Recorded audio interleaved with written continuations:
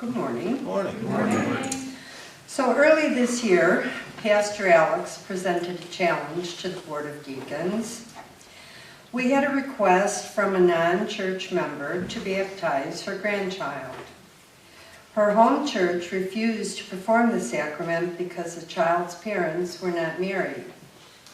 The baptism was to take place on Easter Sunday. That was when out-of-town family could be present.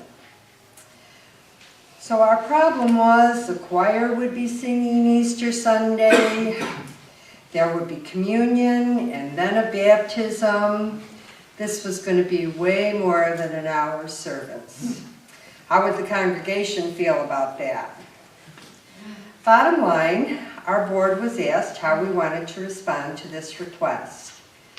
As comments and opinions were shared, the consensus was that any family that wanted to present their child to God, any family that wanted their child to know they had a church family that loved and welcomed them, any grandma that wanted her grandchild to be baptized in the house of God, those wants and needs should be honored and met and answered as God instructed.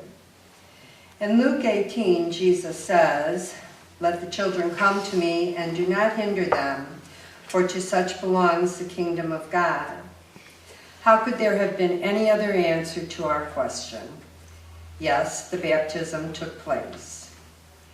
In reflecting back on that deacons meeting and the conversations that took place, the question never was if we should have the baptism. The question was completely about the logistics of making it happen.